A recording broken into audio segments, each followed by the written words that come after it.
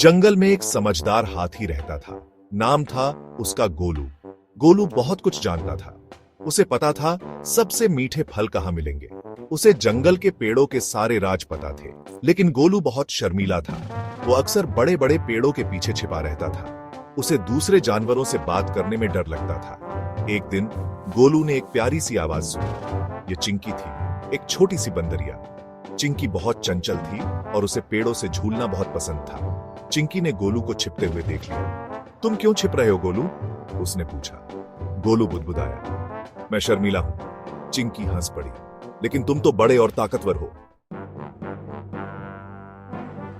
चिंकी को शर्माना नहीं आता था। वो हमेशा नए दोस्त बनाने के लिए तैयार रहती थी। उसने गोलू की मदद करने की सोची। मेरे साथ चलो गोलू, उसने कहा, उसकी सूंड पकड़ते हुए। चिंकी एक लता से दूसरी लता पर झूलती हुई गोलू को अपने साथ खींचती हुई ले गई। नदी के किनारे उनकी मुलाकात हिरणों के एक परिवार से हुई। गोलू छिपना चाहता था, लेकिन चिंकी ने उसे आगे धकेल दिया। नमस्ते बोलो गोलू, उसने धीरे से कहा। गोलू ने शर्माते हुए नमस्ते बोला। हिरण मिलनसार थे। उन्होंने गोलू के साथ अपना पानी बांटा। गोलू थोड़ा सा हिम्मत वाला महसूस करने लगा। एक दिन जंगल में तूफान आया। जोरदार बारिश और तेज हवाएं चलने लगी। नदी उफान पर आ गई। लकड़ी का पुल बह गया। जानवर डर गए। वो नदी पार करके अपने घरों तक नहीं पहुंच सकते थे। कुछ ने तैरने की कोशिश की, लेकिन बहाव बहुत तेज था। चिंकी ने गोलू को देखा।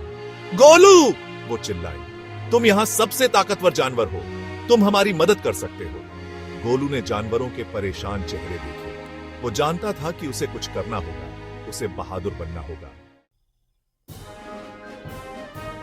गोलू ने गहरी सांस ली। वो तेज बहती नदी में उतर गया।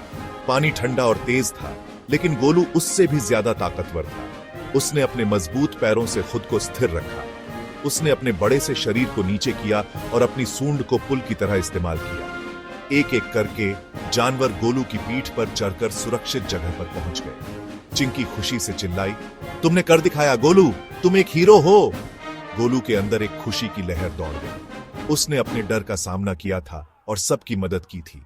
उसने सीखा कि बहादुर होने का मतलब बड़ा और ताकतवर होना नहीं है, बल्कि बड़ा दिल होना है।